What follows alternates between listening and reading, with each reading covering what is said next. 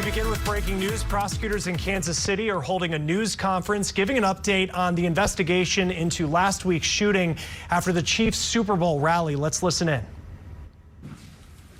Okay. Welcome, everyone. My name is Jean Peters Baker. I'm the prosecutor in Jackson County. We've got some important guests with us today, and so we want to get right to it. I think by now you all know why we asked you to come here today. It's so that I can announce charges, the first round of charges associated with the shooting outside of Union Station. The charges that I have today are against two separate individuals. Both of these are adults. And the first one is defendant Lyndell Mays. Mr. Mays is an adult that my office has had no previous connection or communication with, and we charged him on Saturday morning. We asked for the charges in his case associated with this event to be sealed, as that investigation was so active and ongoing. So I was not at liberty to talk with you about those particular charges until this moment. And just moments ago, the court unsealed these charges, so they are in fact now public. Now today, regarding Mr. Mays, he is in custody and he faces the following charges: murder in the second degree, felony murder, the underlying felony of unlawful use of a weapon, and this is of course an A felony, the highest charge that Missouri has available, and it brings up to a life sentence. There are another count of unlawful use of a weapon for shooting at a person. That is the Class B felony, and the sentence range is up to 15 years on that particular count under Missouri law. And then there are two associated armed criminal action charges. Mr. Mays is being held on a $1 million bond. Now I'm going to go to the second individual that we have charged. That individual is Dominic Miller. He was also charged last night for his participation in the events that occurred last week. He is an adult and he is in custody.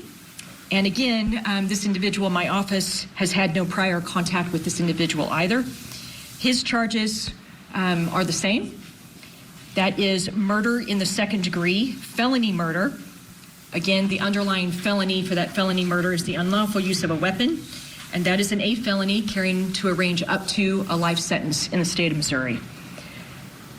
A charge of unlawful use of a weapon for shooting at a person, the Class B felony, sentence range up to 15 years under Missouri law, and then again 2 counts of armed criminal action.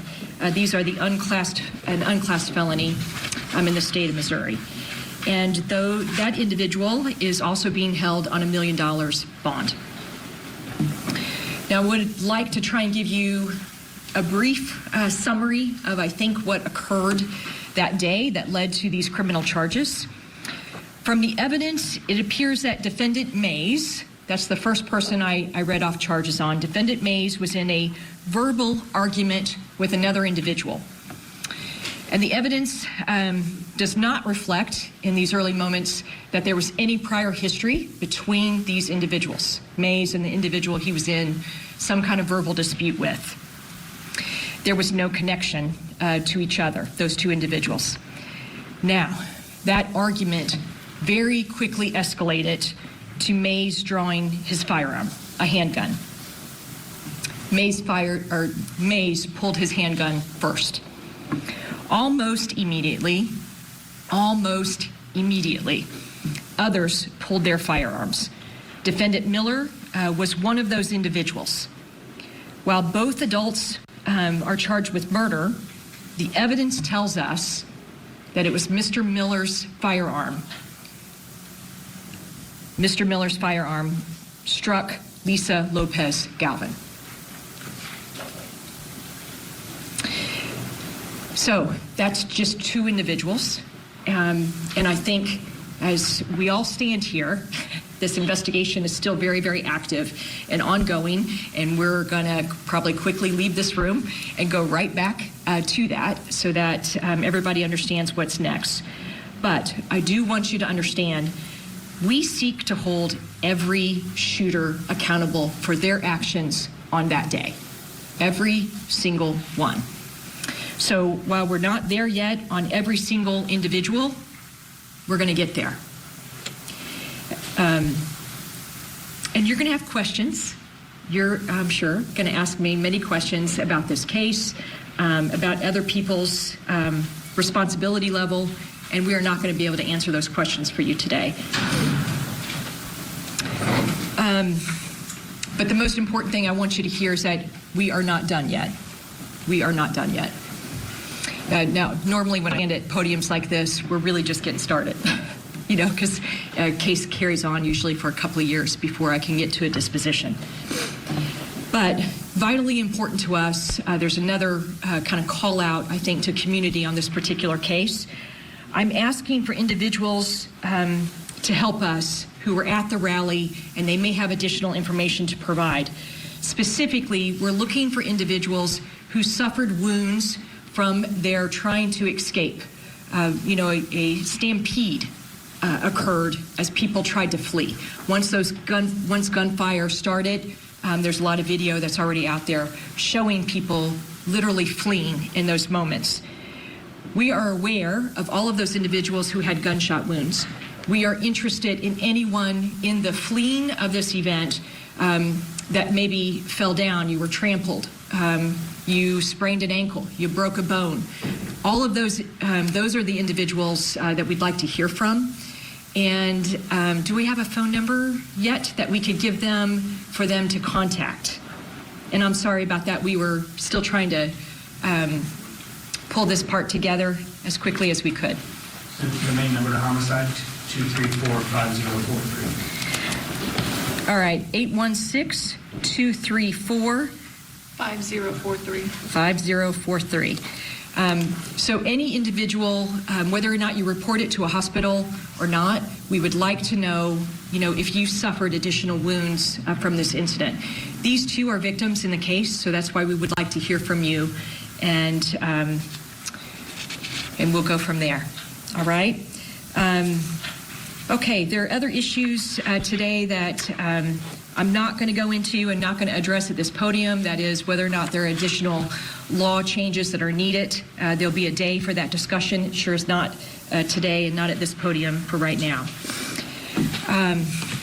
Okay, I have spoken with the Lopez family, and they could not be here today, and certainly chose not to be here today because it is the view of their family that they want to focus on the memorial for Lisa. And I think we certainly understand that, and we want to support them in all ways that we know how to do that.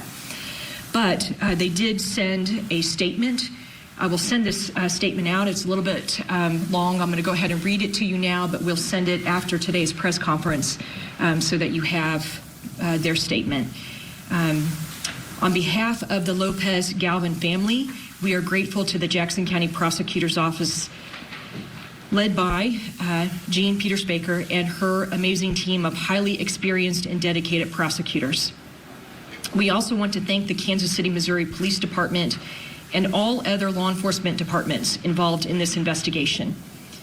The effort and dedication, or dedicated hours spent to expeditiously investigate this senseless act of violence is extremely commendable. It is reassuring for our family and the entire community to know that this joint team effort has resulted in the identification of the suspects involved. Though it does not bring back our beloved Lisa, it is comforting to know that the Jackson County Prosecutor's Office and the KCPD made it a top priority to seek justice for Lisa, the other shooting victims, and those who had to witness this tragedy unfold in the Kansas City community. Like I said, we will make that available to you in just a bit, so you will have more information. Okay. If I could just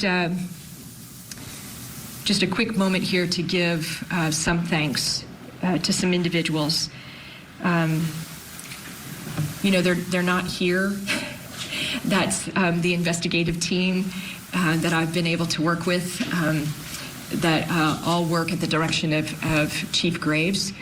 I am so very, very grateful to work with you and to work the way that we have been able to on this particular case. You've worked as professionals. You've opened your door to me and my team from the very earliest moments. And it takes that level of participation and cooperation to get here. Here is the first marker. I'm grateful to be here, but I'm going to be even more grateful to find a courtroom in this building where I get to be. And in order to be successful there, I need the evidence to be strong. So thank you to each one of them. I won't name them because I didn't ask their permission to name their names, and sometimes they really don't appreciate that. But do know that we've had a really strong working relationship with them to get to this point, and I personally convey my thanks. Beyond that investigative team, I want to say to the victim advocates in my office, man, God bless you. Thank you. And you are watching a news conference with Jackson County Prosecutor Jean Peters Baker in Kansas City announcing charges against 2 adults in connection to the shooting that happened last week after the Chiefs Super Bowl rally. Both people facing second-degree murder charges, among other charges, but that second-degree murder charge could carry life in prison. Another big headline coming out of this, learning that they say they will, quote, seek to hold every shooter accountable, asking for information from the public and saying the investigation is not done yet. Keep it.